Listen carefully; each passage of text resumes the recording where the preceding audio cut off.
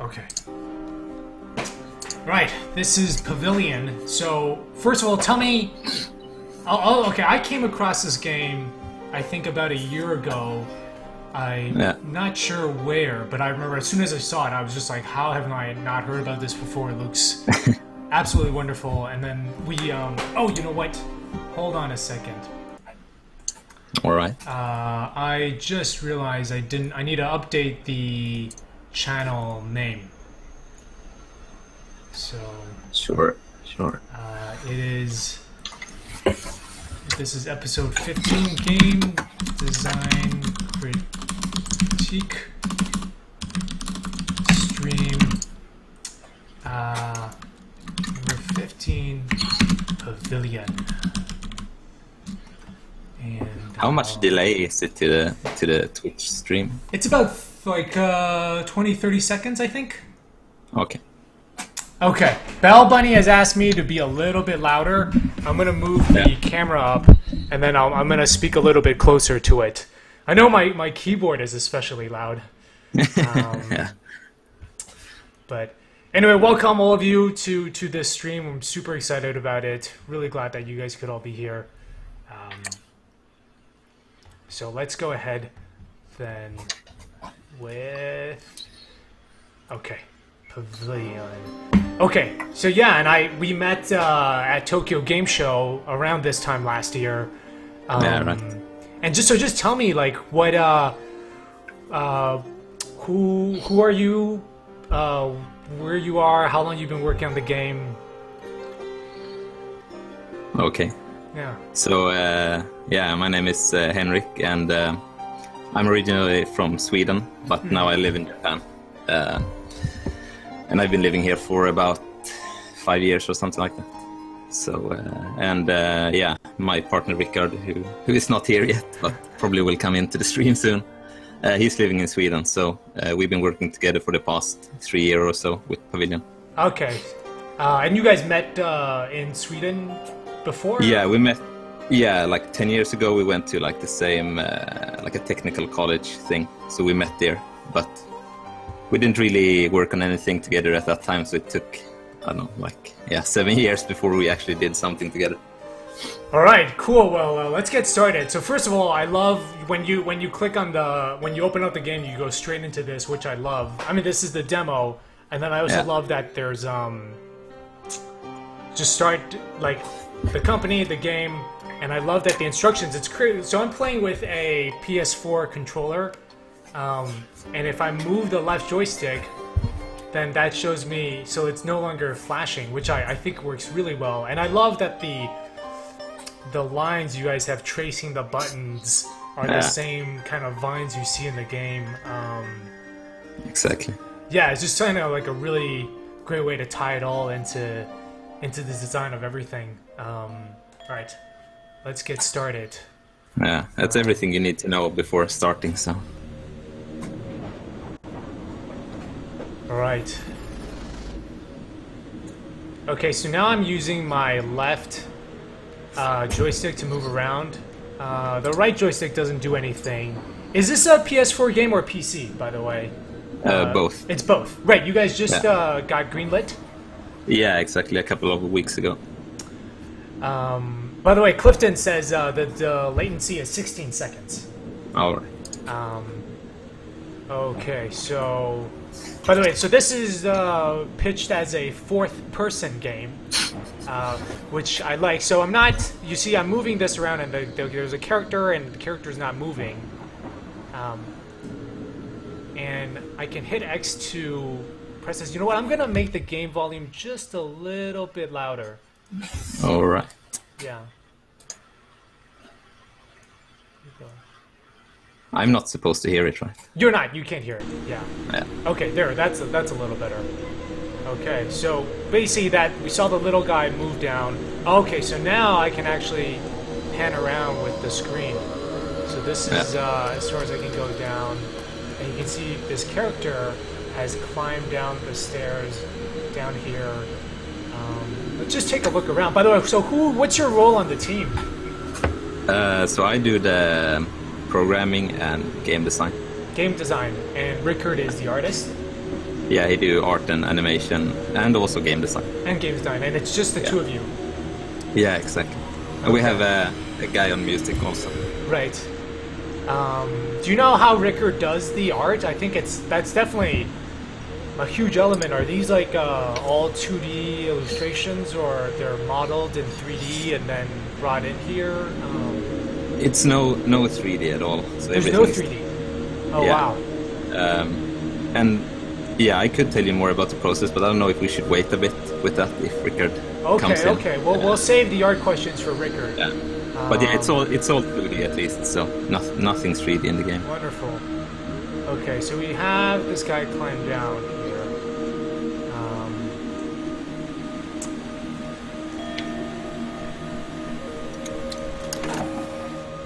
Right. This is a... Okay.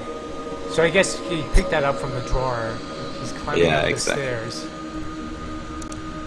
And now he's trying to he's warming his hands by the fire. So if I ring that bell, so I guess the fourth person comes because you're actually not controlling the player, but instead the environment. Yeah, exactly. That's one aspect of it. Then it's also like a more like a narrative aspect also. That, okay. You won't know now, but later on in the game, it also plays a part.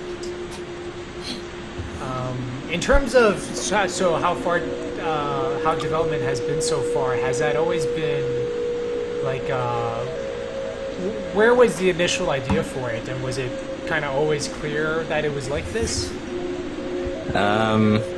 It started like maybe like 2011, I think. So me and Rickard, we had like other day jobs and just, I don't know, messing around with different kind of smaller ideas on our spare time. And then we did like kind of a Sokoban game, you know, where you like move crates around. Push stuff around, yeah. But we had like, it was characters who had different abilities, so you could move them in different ways.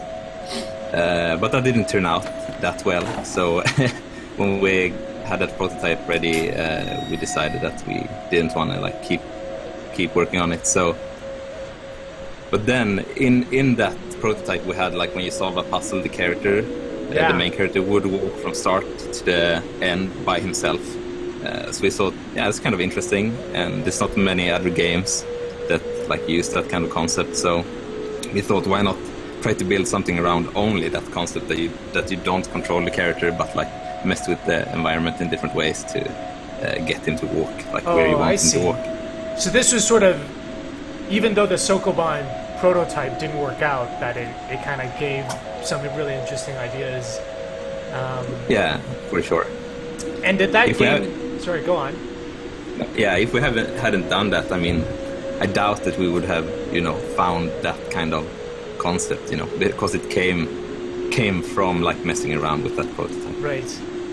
And is that just the art style of that? Was it similar, or if it's Sokoban, it had to be top down, right? It was isometric, okay. but not like this. Like it was more like pixel art-ish thing. I see. So that was also like another thing. We were not really like passionate about like either the art side or the design side of that prototype. So we decided to like redo everything and kind of start something new. And is this your first game, or you guys have made games before? I mean, other than the prototype, the Sokoban prototype.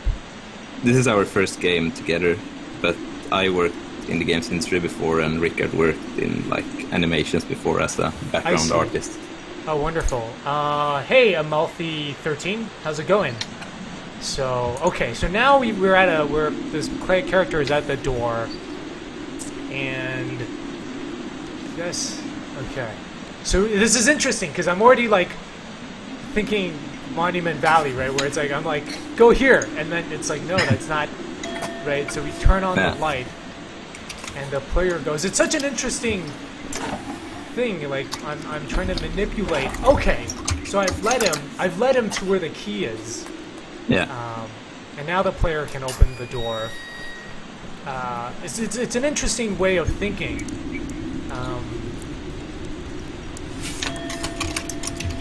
Yeah, so it's kind of a balance between like his own will and what you get him to do, I would say.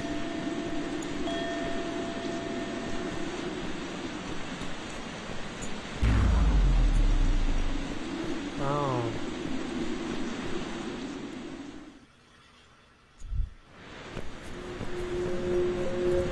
Right, Amalfi13 just came from Twitter. Welcome. So we are playing Pavilion. We're talking to Henrik from Vision Trade Media.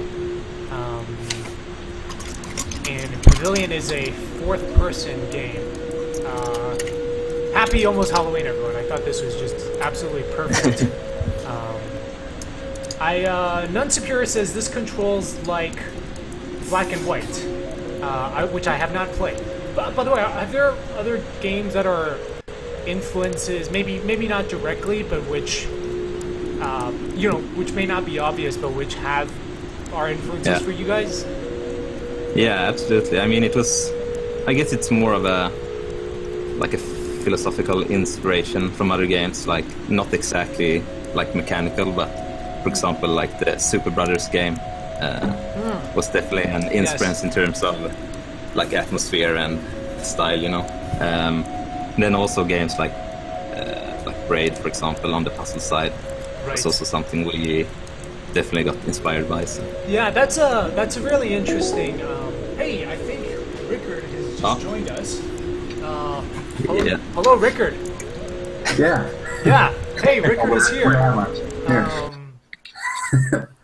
Sorry, it's gonna. I'm gonna have to kind of exit the game every once in a while to change. Let me just grab some coffee. Some tea. I'll be right back in just like 2 minutes. I already have the coffee, but Oh, Jesus. No spit. I don't think I can see your face on the camera, Rickard. Yeah. Show your beardy face. Yeah, my tired, old face. Big old face. Every day. Ah, this is... Alright, well, so glad that you could join us. Yeah. We were just talking to, I guess Rickard is having trouble with his camera. Yeah. Let me switch to Henrik for now. Yeah. So, but by the way, Bell Bunny says she wants to point out she loves the sound design so far, a lot. So. Oh, thank you. So yeah, the interesting thing with Braid is that and certainly like that's also a big influence on my game as well. But that's a mechanical. That sort of mechanic is very non-human. Like it's just about these rule sets, and you don't have to think like. Whereas this one, it's like there are these rules, but you also have to think about psychology, like guiding the player. By the way, so Rickard, I wanted to talk. We had some questions earlier about the art style. Actually, you know what? Let me just take 1 second to see if I can actually get this. Get the game capture working, because then that way, if I exit the it's like every time I click outside the game, OBS shows my desktop instead. So I'm gonna see if I can do it now, and then that way I can switch between the two of you. You know what?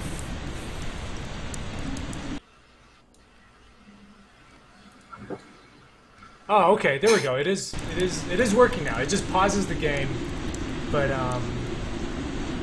yes. David Kilmer wants to ask. So there. Oh, so by the way, there wants to be a Q&A session as well. So David Kilmer asked, "Can you guys talk a bit about how the art was created? Is it painted, digitally modeled?"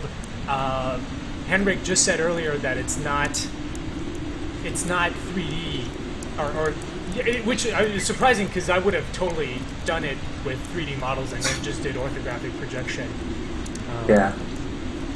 Yeah, I think the thing is that I don't know how to make 3D. So what I do is 2D art, and I used to work in the animation industry, working with animated movies, and did like matte painting backgrounds and things like that. So that's kind of my background, and I took what I did there and tried to make a game out of it. And you know, we have this isometric grid as a base where we do the layouts for the puzzles and things like that, and you know, that is, yeah, it's a grid, and then I do line work on top of that, and then when we have the layouts for the puzzles decided, I start to use like put graphical elements in, so I have, you know, 2D images of ground pieces and yeah, everything. It's kind of like an asset library, something like that, and I start to build it really basic, like ground walls. Oh, I see. And I just add details, and it's kind of a collage thing where I use the photos too. So it's kind of half and half. I paint a lot of things, and then I use some photos to maybe get, you know, like leaves and moss and trees or whatever, and I just try to make something that looks really detailed and real, and there's a lot of like applying shadows and light to create the 3D feel, because a lot of people actually think that it is 3D. So, but it's just like big 2D images, and then we cut parts of it out for the character to walk behind it, so it kind of creates the illusion of depth. And yeah. So, because like I think I noticed, like when you just said you have these assets, then because at first I thought you. So, for example, these little columns down here, you don't have to draw each one, right? It's no. Yeah, I do one, and then I just, you know, I do subtle changes to them.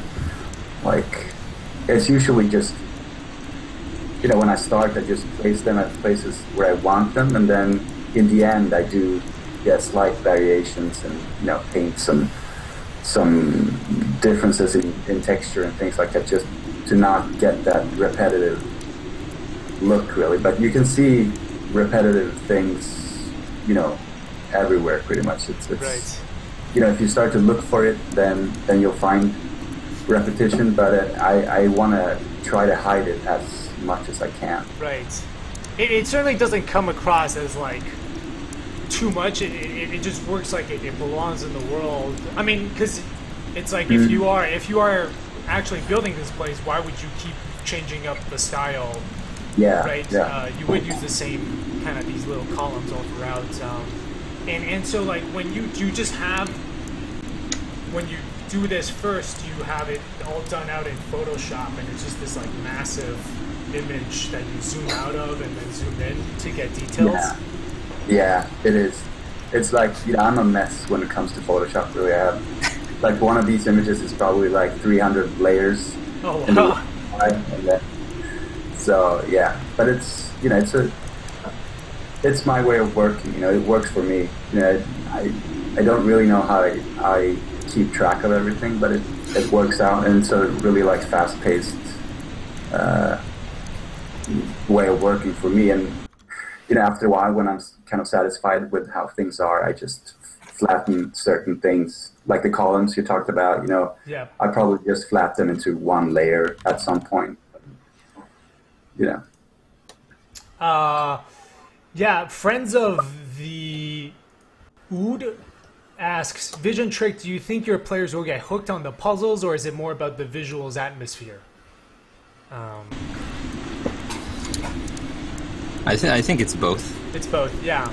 Yeah, we definitely, I mean, we've been talking about this, like, what kind of game it should be, and we definitely wanted to have, like, that both aspects is very important. Yeah. So often, like, the visuals might, you know, draw the people in to get very interested in it, but then the puzzles kind of makes it more deeper. Yeah, that's sort of the case for me, right? It was like I saw the visuals on this, and I was just like, wow, this game looks stunning. And then reading about this fourth person, then I was like, whoa, this is actually a really interesting design, because I've never seen anything quite like it. Yeah, Bell Bunny says on the topic of repetition, it fits together, but it isn't glaringly repeated. and it passes as 3D, but has a 2D artistic quality, which is sort of. I think you've probably gotten that a lot, right? A lot of people thinking it's 3D. Yeah. Yeah, it's sort of nice. It's kind of got best of both worlds. Yeah, I really like, we talked a lot about trying to make an interactive painting. That was kind of a guideline that we had from the early days of Pavilion, just trying to do something like that. And we've been working on this for 3 years. So if I compare the graphics that I did in the beginning, it looks so much better now. We've learned so much, and all these like the elements you add, like rain and mist and things like that. It really creates, because 2D images tend to become pretty like stiff or stale when you look at it. But when you add all the like subtle production values and small animations and things like that, it really. Yeah. I mean, that was kind of a problem we had in the beginning, that it looked kind of static, like backgrounds was just static, and it's kind of, it looks beautiful, but gets a little bit boring in the long term. So then we started to work a lot on different effects and smaller animations to make like the image more dynamic. All right, let's continue with the puzzles. So I see now there is a door, and let's ring this bell. And that's not right, so we can turn off these. And it seems like, I'm guessing I want the player to get here. And let's see what happens if I do. Okay, so it looks like the player won't go into the darkness. See, this is interesting. This is such an interesting thing, right? Because the player goes left and not right, and that's like it's like when you are not directly controlling the player, you have to give up some sort of a bit of control, which I think is really neat. I'm guessing it's like we have to keep the light on. Oh, okay. So I know the player is gonna go. I keep calling him the player, but the character. Let's see if I can turn off this. Interesting. Yeah, but even that small feedback that the character just takes a few steps when you ring the bell, that is kind of important, just to see that, for people to get the feel that you can still, interact with the character, even if the character won't like reach his target really or something like that. It's like. Wait, does this? Okay, hold on a second. I think I know what's going on. Okay.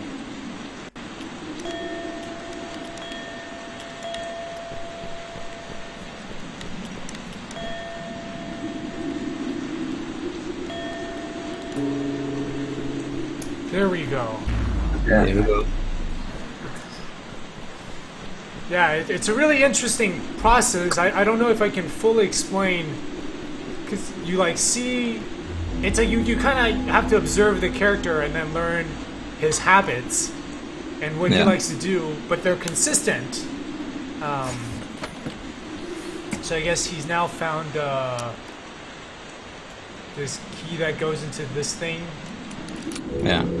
I guess one other aspect of the observing thing is like, it's not only the character, but also like the environments, like where you can run and where he runs and what kind of objects are around him. Right. Let's catch up on the stream. Husky53 says it's very pretty. Bell Bunny.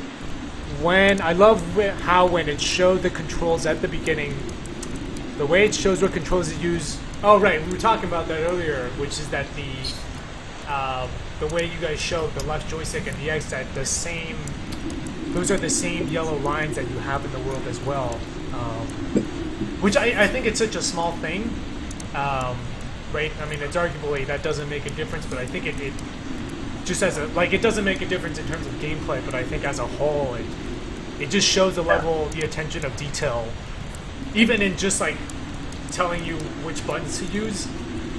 That's got that attention paid to it. I think it's fantastic.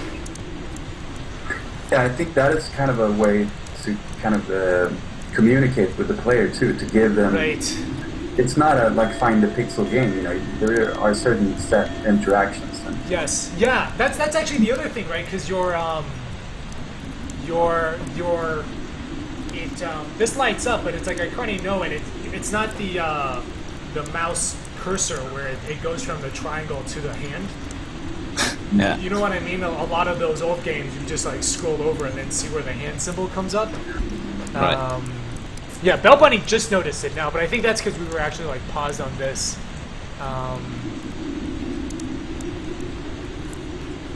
So where is the character? I remember he came down here. Climb up. Okay, there he is now. I wonder if that is also just like something you guys have. Like, can you tell me about, Sana, just what we've seen so far in the early stages? I imagine this puzzle specifically has gone through a number of designs. Like, was there stuff you guys noted? Like, what were early iterations of this, and what worked and what didn't? I think for that puzzle, it's actually like one of the oldest ones. It's been there for like, yeah, from the beginning more or less, and it's pretty much the same actually. Oh, okay. There is, yeah, I've got a few of those too, which is, they're really nice. yeah, I think the difference is that the presentation of the interactions has changed a lot. Even if this, you know, the puzzles and the system was the same from the start. You know, it was very unclear how we presented it. You know, so having these like golden yellow like lines around the interactions really helps people to focus on what they can interact with, and you know, we didn't really have that. It's like subtle feedback that, you know. Well, I guess one big thing that we haven't mentioned is like the bells you are using now to attract the character. Yeah. They were not there in the like first prototype. Oh, interesting. What were you using instead of the bells to? Like, they seem really obvious because it's a sound, and that's how. Otherwise, it's like, how would you get the player to go behind you, right? Yeah. But were you guys just using something else? No, like it was kind of a different system. It was more like you turned on and off, like the AI of the character. He would stand like he's doing now, but then you could like click on him, and then you would kind of start his AI, and he would start to do something. So rather than calling him, you were actually setting him off. Like, yeah. The reverse interaction. Friends of the Ood asks, does the character always behave exactly the same way, or is there randomness in replays? Like, I guess for this puzzle, technically, right, you could theoretically go the other way. You know what I mean? Like, this puzzle could theoretically be reversed. Yeah, exactly. You can solve it the other. Oh, the you other can. way. Well, okay, I see. Yeah, I mean, there's actually a number of different ways you can solve it. Okay. So, yeah, but it's pretty consistent how he reacts, so you can predict what will happen. Right. At least in this part of the game. Ah, okay. So now, well, now he's stuck. Okay. So let's see.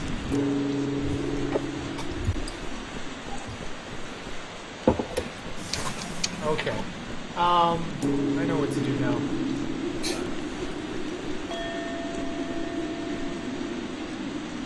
So I forced him to climb the ladder. Yeah. Yeah. I mean, he will try to find a way back, so yeah, by doing that, Okay, you will but make I got him run. him to press that. And so...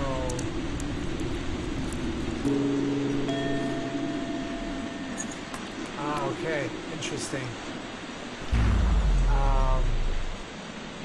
Oops. We need to just refresh the video chat Hey guys, sorry about that. The Google Hangout sometimes goes to sleep, but we're all still good here. Let's just take a second. So now the character's gone through the door. Yeah.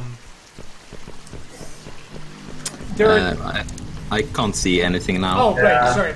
I forgot to do screen share.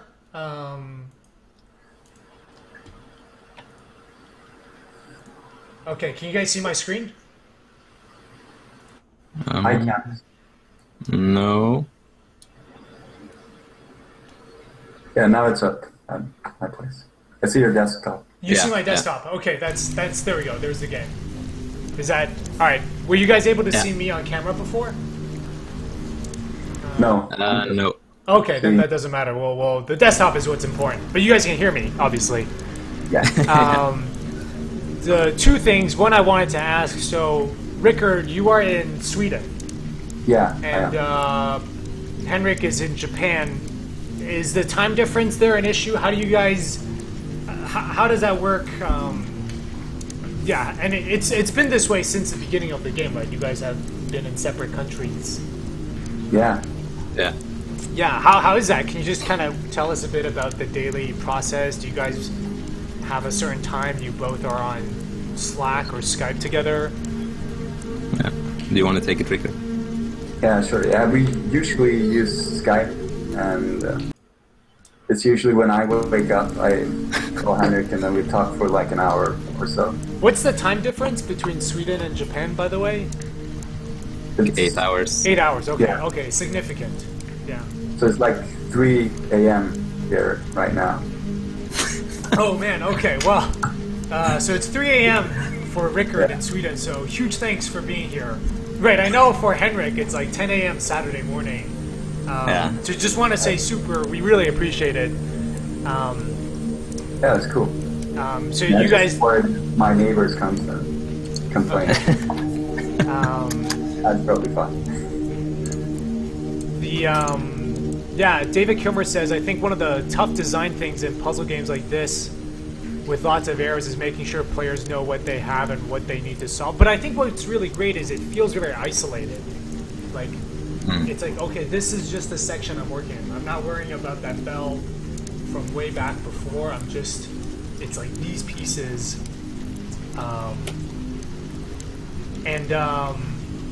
And then when you guys are doing design, it's you just email back and forth. Here's some new art. Yeah, I think our workflow is pretty basic. Like we don't use any bug tracker or any advanced software for that. We just send stuff. We use Dropbox, send stuff to each other. Do you have version control? No, we only use Dropbox. Oh wow. For the game also, yeah. I mean, I've used a lot of this other stuff before, but I feel like when you're two people, it's very nice to have direct communication always with everything. Right. It makes everything much smoother, I feel, than having a software in between or something. Right. So, and we write lists on papers and stuff like that. I guess because if you're not splitting coding duties, that's right. Because for me, it's like you work on one script and then you need to check it in. But yeah, it's always sort of interesting, to think that a lot of times your process is game specific, and so what works for me isn't going to work for you guys because you have a totally different game and you guys have totally different ways of working.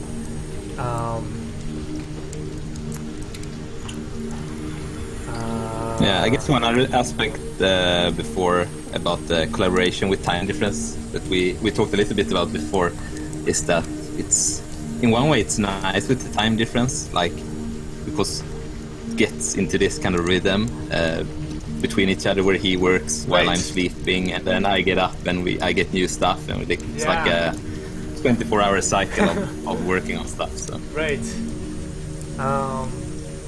If you have 24 people on the team, everybody only needs to work 1 hour.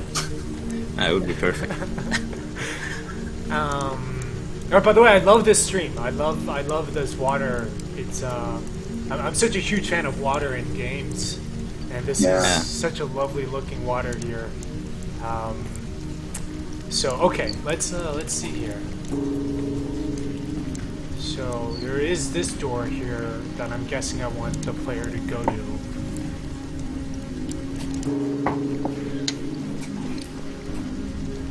And the fire makes such a natural stopping point, right? It's like it's cold, it's wet. Yeah. I think we wanted to put some kind of context to like everything, so you feel that there's some kind of logic in everything, and it feels like real. And we kind of wanted to put the character in a vulnerable state. Like he's not really a hero. You really want to kind of help him and kind of take care of him in a way. So we wanted to create kind of a bond between the player and the character in a way. So. Okay. Oh, so there's more timing element to it.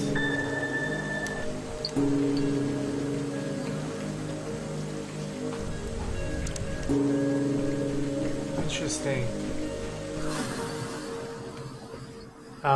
Yes, I have cube fruit in my games. By the way, this is Unity, right? Nun Superior was asking about the engine. How has that been like for you guys? And certainly there is. For me, my experience is like it's great, but you do have to do things the Unity way. And I'm just curious, what has it been like for you guys working in this 2D/3D game? Yeah, I mean it's been very good, I would say. Like we haven't had much problems at all with anything really.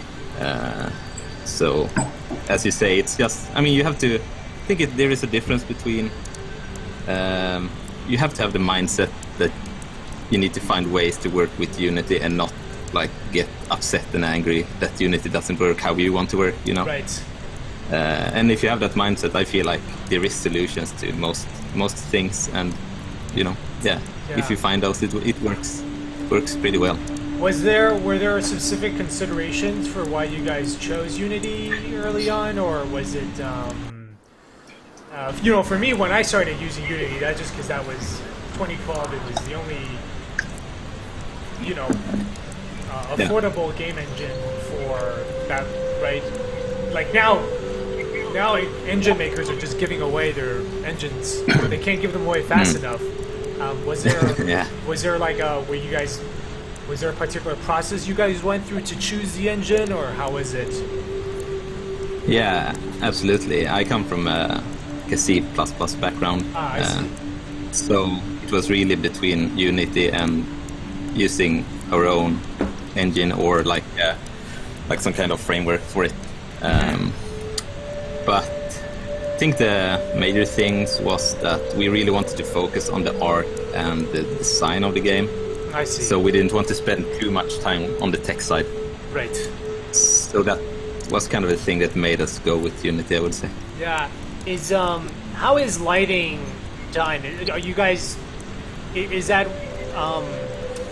is a lot of that Rickard putting into the art itself, or is some of that being done with mesh like sprites on top of the fires? Just curious how lighting in the game works. Yeah, in this place at least, everything is like just 2D animation. So it's like the lighting is painted in the background, or the fires are just like a 2D animation put in the same place. But we also use like color correction. Okay, got it. Alright, so now we've got the player, and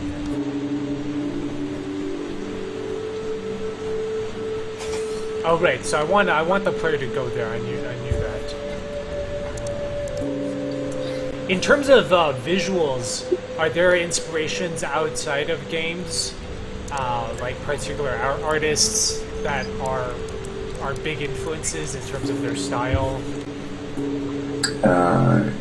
Yeah, I think most of the inspiration actually comes from outside of the games. You know, I've been inspired by a lot of like European romantic artists, like Arnold the Clean and Caspar David Friedrich. I probably butchered those names, but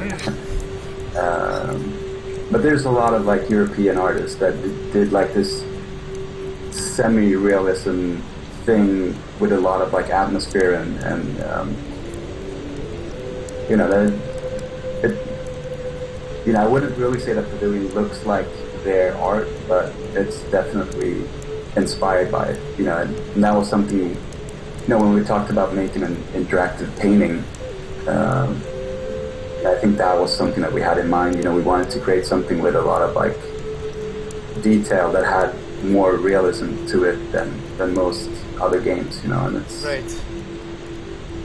And yeah, this is the thing that I enjoy to make. You know, I always, you know, drawn stuff with a lot of details, and so it's, I don't know, it's just, but we tend to find inspiration from like everywhere. You know, whenever something feels good, you know, has a certain atmosphere or vibe to it, you know, we try to kind of capture what we think is interesting and try to like maybe, you know, bring something of that or a feeling into Pavilion. And works pretty well. I think the details really help give it a sense of scale, you know, because you can see these like tiny little cracks, but you also, that's like kind of what makes this feel like such a big space that you're looking at. Yeah. Alright, so it looks like we've got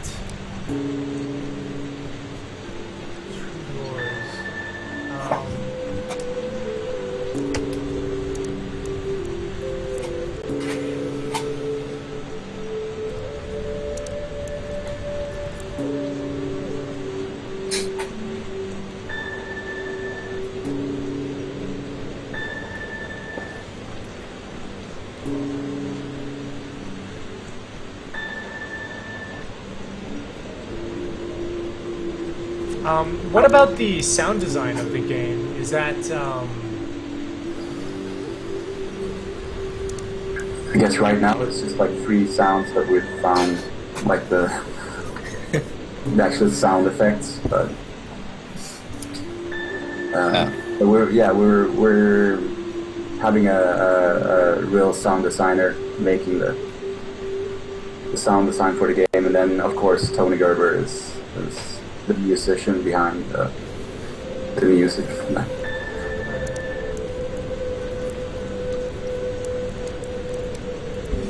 And where are you guys? Just where in development is the game right now? You said it's been in development for about 3 years. Do you guys have? Are you guys almost done, or? Yeah. So the game is split up in like two chapters. Yes. So we're kind of in the end of the first chapter now, finishing it up. So oh, perfect. Not too long in the future, it will be finished. So. The whole game, or just the first chapter? Just the first one. Okay. Yeah. You guys are sorry, go on.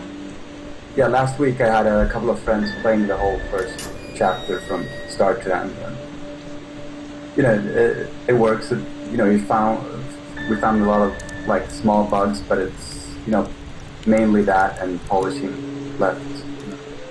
So are you guys releasing the game in 2 chapters, or? Yeah. Oh, I see. Okay. No, I mean, so there'll be 2. You'll release chapter 1 first, and then chapter 2, or both will be released together? No, separately. Separately. Okay. I see. So we can basically expect this first chapter to come out soon-ish. Yeah. Oh, yeah. Wonderful. Exactly. And is that just going to be like Pavilion Chapter 1, or will there be a different name for the second part? I mean, it will probably be something like Chapter 1 and Chapter 2. We haven't decided exactly yet, but something along those lines. So like Broken Age, Act 1, Act 2. Oh, yeah. I see. So now you've opened up the ability to move the environment. So I am able to move it with the left joystick, and that's opened up this this pathway down. Yeah. Let's see. So Non-Superior talks about wanting to see the firelights affect the world like fake real-time lighting. And Clifton B asks, did you think about letting the light snap to interactive objects? Like, let's see. Because right now there's the controller is pretty. I'm only moving it. There's nothing that's like magnetically pulling me towards stuff, right? Yeah. Yeah, we actually had something like that in the beginning, that you were kind of, or the cursor actually started to circulate around objects that you could interact with, and that was, it felt better to not have that magnetic feel, really. Yeah, people got kind of twitchy about it, like that someone is taking the control from them too. Yeah. So we removed that. Hey, I like that I can push him and he will. Okay, I can't crush him, but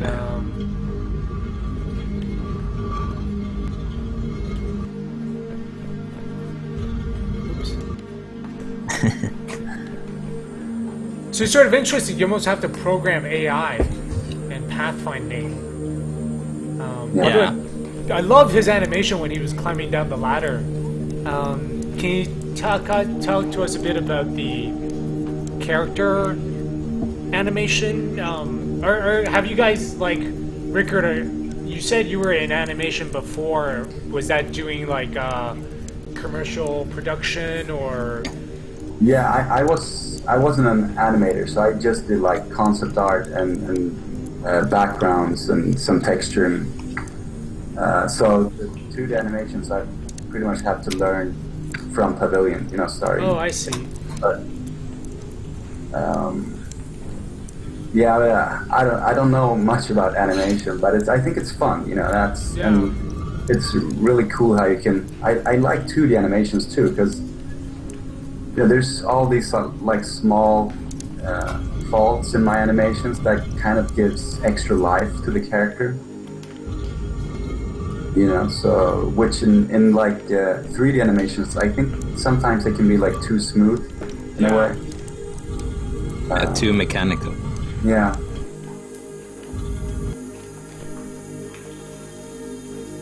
Oh, I see. You can actually, I don't know, yeah, if you, yeah. Maybe in the next. I'm actually doing a game show here in Sweden right now. Right. So I've seen this like 100 times today for 10 straight hours. Yeah. So I'm sure you were really happy to see me do this again. I guess one aspect of the animations is like your workflow, Rickard. That is kind of unconventional. Yeah, I don't do any like pre-sketching or anything like that. I just draw like no keyframes. Oh wow! Yeah. Huh. So it's like one frame to the next, and I just try to figure out how the limbs would actually bend. Like, of course, I have some sense in my head of how he will move or something like that. But it's so Clifton was he was suggesting not so much freeform, but having this menu. It's like instead of you didn't see the cursor, you just swap between objects. Like one object was always highlighted. Although I think that because part of this right now is it lets me move the camera as well, which I think is really great. Yeah. I mean, there's no zoom. There's no camera zoom. No. Yeah, Non-Superior asked that. Yeah. No, I mean, sorry, go on. speaking of the camera movement and switching between objects, like before we had the right stick, you could control the camera, but we wanted you to have this kind of exploratory feeling, using the cursor to move around the level and find stuff, and not only move the camera like directly. Right. Yeah, and the game was actually made for iPad, like the first version of it. So then they didn't have a cursor at all. So Yeah. Oh yeah. So is that something you guys are? You think you might try still, or not really? It's definitely a possibility for the future. So, because all the interactions were designed to be like for touch from the beginning. So yeah, we've even tried eye tracking to like play the game just with your eyes, and that works as well. Yeah. It's such a simple, like, interactive system. It's basically just a point and click game, really. Right. So it's, yeah, you can move some things around. Do you guys play a lot of point and click games? Not. I don't think neither Rickard or I play that much games in general. Right. Of course, at least for me, I played a lot of point and click games when I was younger. But Right. yeah. Yeah, I didn't. I was more of a console guy. So. Yeah. But I think that more, especially Riven, I think that is a game with like nice atmosphere and good graphics that I really like the design of that. Like the Myst games, I think probably inspired some of the graphics in a way. If we would say that something from the gaming sphere kind of inspired the graphics, I think the Myst games would probably be something like that. Are you guys excited about The Witness? Yeah, it would be interesting, I think. So that's sort of very much in the Myst tradition. Yeah. Mm-hmm. Yeah, it would be interesting to see how the panels actually affect the rest of the island. Oh yeah, I've played it and it is wonderful. Yeah. Okay, I think I know what I need to do now. Yeah, it's that he hasn't shown much, but I played it at PSX last year. I think you guys were at PSX, right? Yeah, I think I talked to you. Yeah, we did. That's where I met you, Rick. Yeah. Because I remember I met Henrik from Tokyo Game Show. Tokyo Game Show. But yeah, they had the Witness booth, and I went in there very early. Oh, okay. I know what's going on.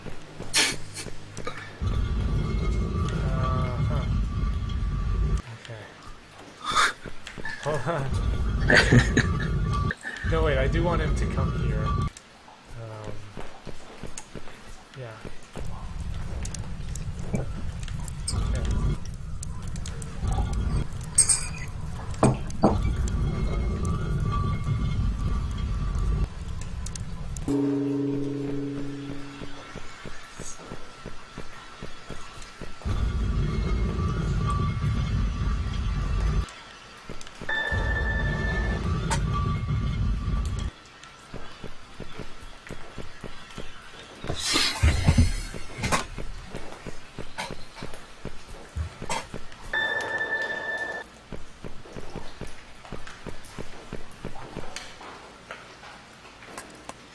Good job. By the way, Clifton says this is super extra fascinating for him because it reminds me in a few ways of his own project. Clifton's working on a game called Keyhole, in which yeah, it's hard to explain, but you are like God and you can go back in time. But it's also you're not directing. Actually, now that I think about it, I see what he means. And he's also lived in Sweden and Japan. I think, in fact, he was in Stugan. Stugan? You guys know about that? Stugan, yeah, the game development summer camp. Ah, cool. Yeah, so he's like the ultimate combination of me and Henrik. Yes. In one time zone. Yeah. Alright, let's see this. So we are, it's 9:30 now, so we will we'll play a few more of this. Yeah, this is the last puzzle of the demo. Oh, okay, oh, so we are close. Yeah. But we could always go back to like the first screen. I mean, there is design things to talk about. Sure, I'd love to do that. So let's finish this and then kind of go back. And also, I'm sure people in the chat have a ton of questions. Yeah.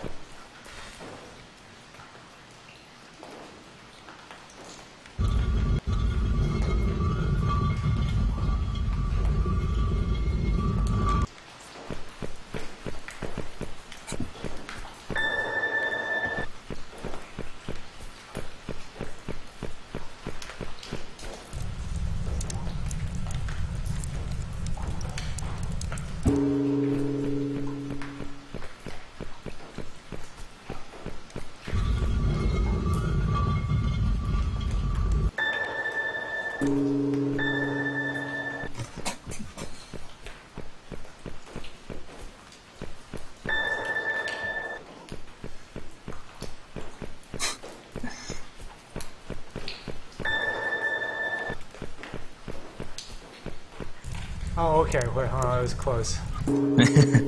Yeah.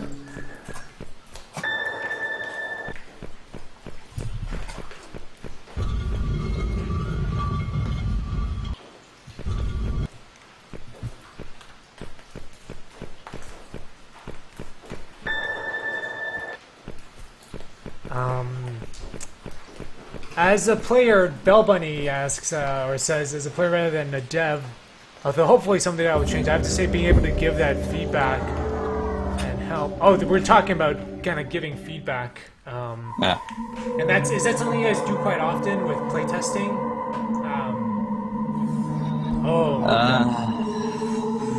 Not really at all.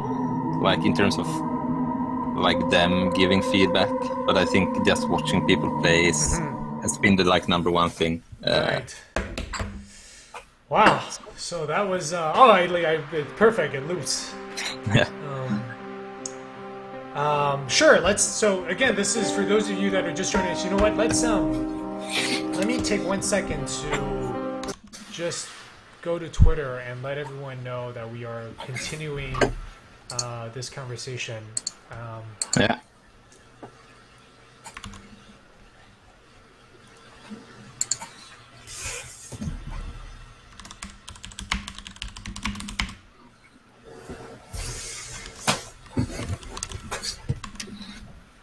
You need more coffee, Rickard? Yeah. We're almost done. We'll let you go to sleep soon. No, I'm fine.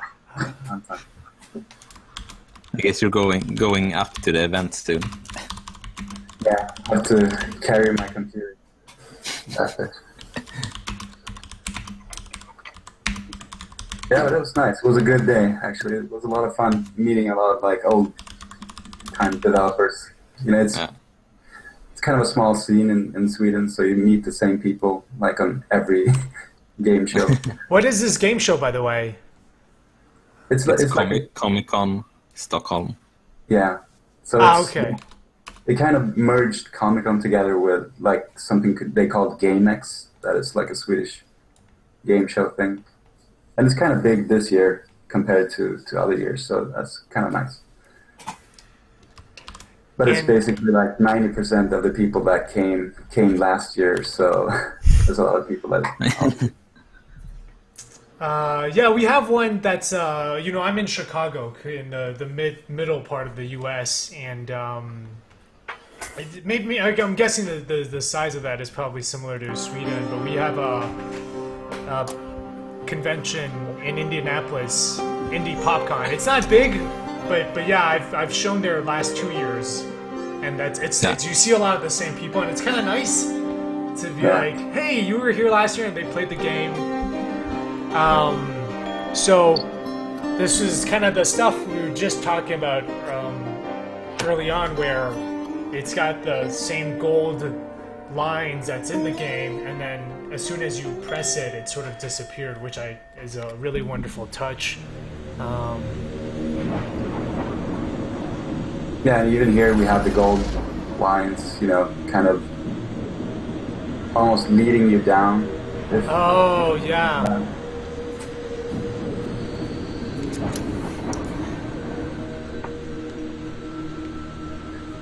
So And this is I all. love that right away you've got this like surrealism, the floating things. It's not explained, but you're almost in this like where you make like this altar. It feels like it. But yeah, you were saying. Yeah, even the character, when the character walks off screen in the beginning, it kind of leads the player to start scrolling the camera, because most, you know, in the beginning, when we didn't have that, people were just stuck up here, you know, they didn't really think about actually that they could scroll. So when the character walks down the screen, you kind of follow him down. Yeah, we also increased like the scroll area a bit, so people would accidentally start to scroll.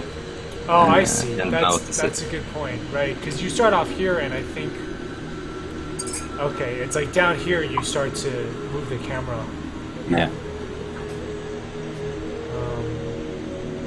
Yeah, it's always really fascinating to learn how these kind of, not tricks, but these techniques you use in painting and photography, using the lines to guide the eyes, and you guys are basically doing that here. You've got the player moving down, you've got the goal lines, you've got the stairs, there's nothing to the left and right, so it's a very vertical, and you got the trees as well.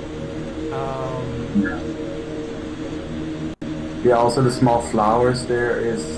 Ah, yes, right. It's just to guide your eyes to the stairs, too. Right, because they pop out. Everything else they're kind of the brightest thing here. Yeah, we didn't want to make it too obvious, like it, you know, look pasted there for some reason, but still, you know, it's something to draw your attention. I also think it's important to kind of trust the players that they will find this stuff. I mean, sometimes when we show it, and there is people who spend, I don't know, I would say like at least like a 10 seconds without finding the scrolling, just going around, but eventually they will find. I think it's important to trust that they will find it, and not like prompt them with, you know, a big arrow pointing down or whatever. Yeah.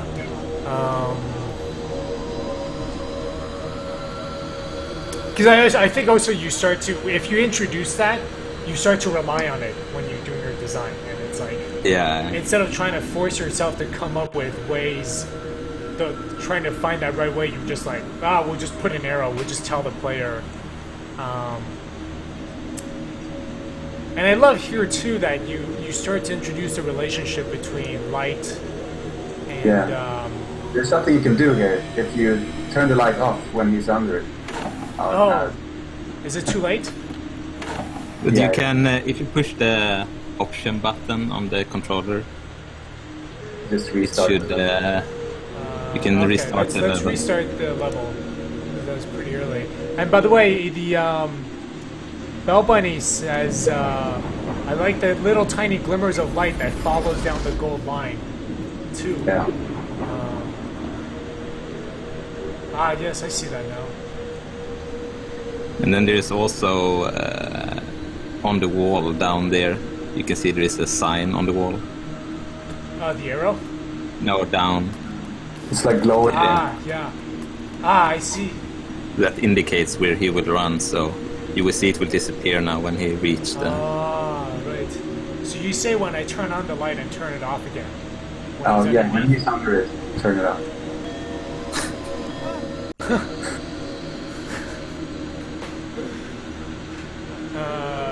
Does that mean he's died? Oh, he fell down! Yeah. I love that. I love that it didn't restart. I think that's such a wonderful... because it's not disruptive. It's always... a checkpoint would have felt really weird. Like, do I just see him respawn again? That wouldn't have felt... and it will tie in later on also. Yeah. And if you proceed to the next level, you can try to do the same, but there is no place that he can fall down. I see. Right, so now I'm seeing these signs, right? It's like, I think you probably see all that stuff at the beginning.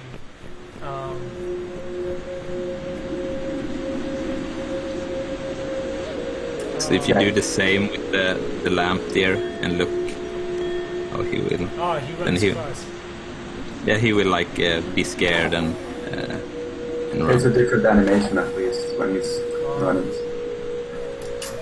Oh, And now there's a bell to the right. Yeah, to the right. Oh, to the right. Yeah. So you can actually backtrack.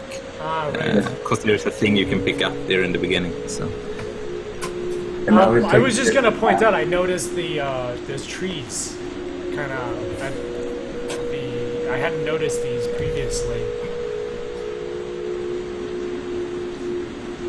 Yeah, it's like good, simple things to make the environment come alive a little bit more. It's like really. Oh, too late. oh, of course. I picked this up last time. Yeah. Let me try that one more time.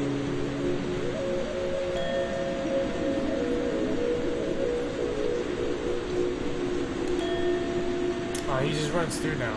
It's okay. Yeah, he can't fall down at that place, but Right. he can.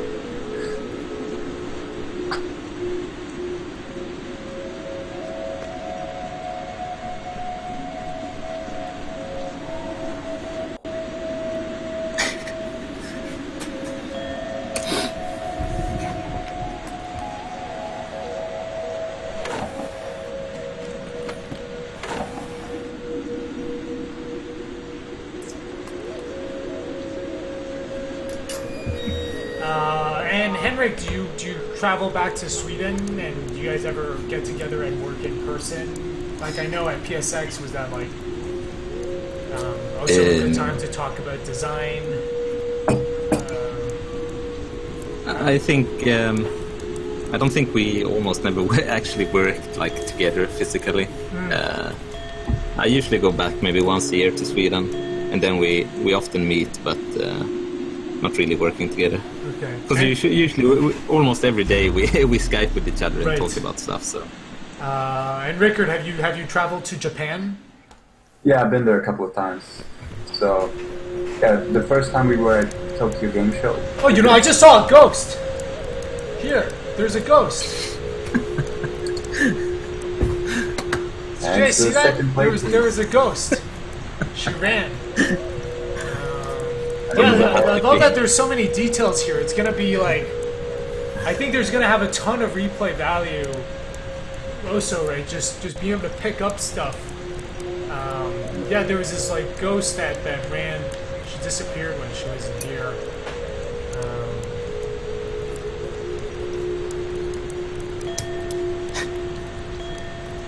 it's all about paying attention to stuff. Yeah, but that is interesting because, you know, we see it all the time that, you know, we can really control what people will see and not see in a way. You know, you can make things subtle, but you can introduce it later in the game in a way so you notice it. But it's there all the time. But if we don't, you know, it's really up to us, really. And when you play it the second time, you see all of these things, you know, that are there from the beginning, but, you know, depending on when and how we present it, you know, people will pick it up or not pick it up. Hello, main GI, and Bell Bunny says is the lady from the little snippet at the end, which I think that is a good assumption. Absolutely perfect for Halloween. Yeah, and I saw that puzzle that we just went through in the reverse direction this time. Yeah.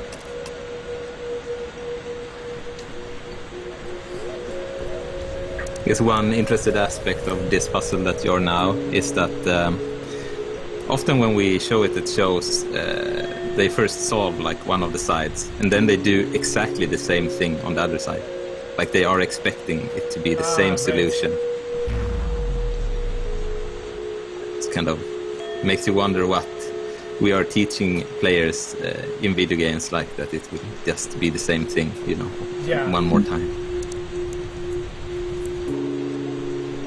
Yeah, but it's interesting to see how you know, like probably 90% of everyone that plays the game plays it roughly the same. You know, they frame the camera roughly the same way, and you know, play the puzzles roughly the same.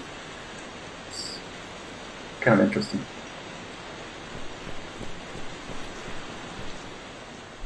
And will this game be at PlayStation Experience this year?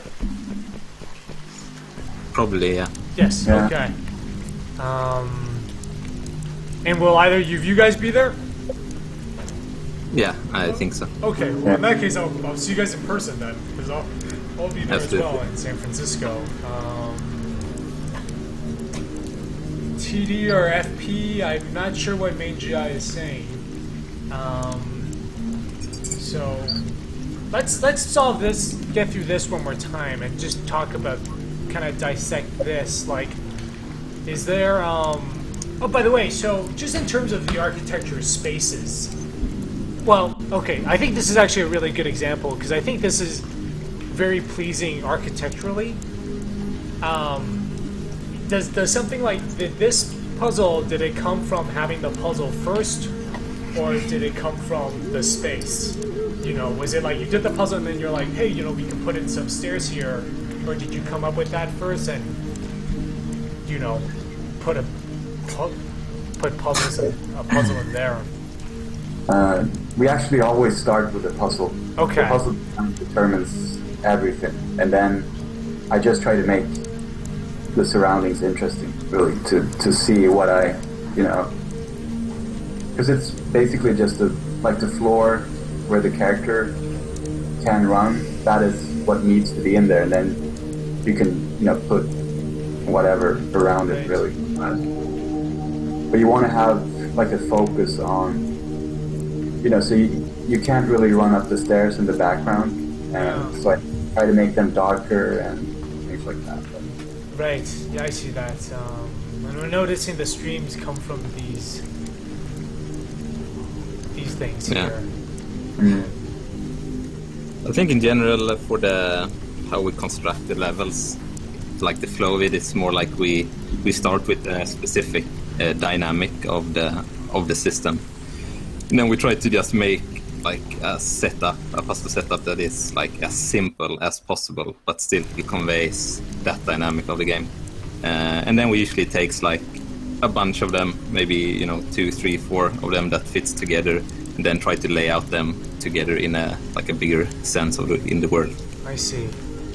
Yeah, I think usually we actually have like the dynamic of the puzzle is the first thing, you know, that we can probably sum it up in a sentence, what we want to achieve or present with the puzzle, and then we do the layout. So it probably starts with what we want to, you know, teach or communicate to the player, really. So yeah, and this is not really a puzzle level from our definition.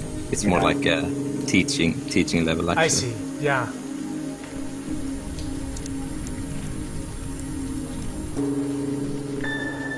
And this is still kind of vague, what is happening, you know, it's... Yeah. Manjoy asked, could you play this game top-down or first-person? And no, you cannot. This is the fixed viewing angle. Yeah. Yeah, a lot of the puzzles are actually, we kind of draw them on, like, top-down. Just if it works top-down, then usually better, yeah. Cool, well, you know, it's 9:50 now, so we're near the end, but I just want to say it's been a huge pleasure having you guys on, being able to play this game and talk about it. The game looks fantastic. I think everyone here has enjoyed it. We'll have a few minutes left. I don't know if there are any more questions from the audience. In the meantime, let me just share with players some places where they can follow the game. So your website is this is visiontrick.com/pavilion, and this has the information. I mean, either if you go to justvisiontrick.com or we also have inthepavilion.com. Inthepavilion.com. You guys haven't announced the date yet? No. No, okay. Or we have done it a couple of times before, but obviously we haven't yeah, made those dates. So now we're kind of Right. holding off a bit. Oh, and you guys have art prints for sale. Yeah, it's still kind of under construction. Yeah. We plan to add some more stuff, but Wow. Yeah. I was about to ask about this when we were playing, because it just seems like it lends itself very well to this style. So, like, for example, in that first world, was this like when you have it in Photoshop, Rickard, you would just have this giant whole thing, this whole thing together? Yeah. Of course, I have probably 3 or 4 different working files. So, at some point I just flap things together. But this image is actually, the whole tower is one image, and then we have the background is actually cut up into 3 different layers that you can do like a parallax scroll. Oh, that's right. So, but other than that, now this one is kind of huge. I think it's probably like twice the size of most other screens that we have. Right. yeah, it's the biggest level for sure. Oh, wow. Okay, it didn't feel like it. I thought some of the other ones. I mean, it's seemed because it's very simple. Like it's Yeah. very linear path through it, and not much you can do. But like right. the actual size of it is bigger than most other ones. I see. I see. Anyway, wow. Okay, you get some. Oh, we saw that. Yeah, I am intrigued. We saw some really interesting stuff here. Oh, so there's almost this modern aesthetic to it as well now. Fancy kitchen. This is. Yeah. Looks quite similar to my house. No, I'm just kidding. But this, so this actually, no, It is your house. I wish, but this feels very Frank Lloyd Wright-ish. I don't know if that's something that someone has brought up, but some of the windows, this feels like I think maybe just some of the wood and the corners reminds you a bit of his work. But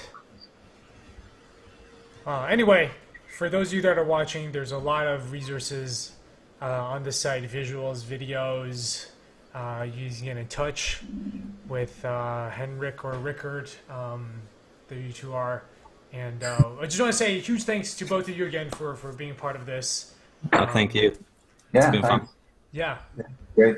Okay, and it doesn't look like there are any more questions. So we'll just end the stream tonight. So thank you all for joining us. Next week Thanks. we will have Brandon Chung Ooh. of Brandon Chung Blendo Games. He's working on Quadrilateral Cowboy, so he's our guest. So anyway, I wish you guys all the best with the as you guys kind of close out Chapter 1 of the game. Thank you.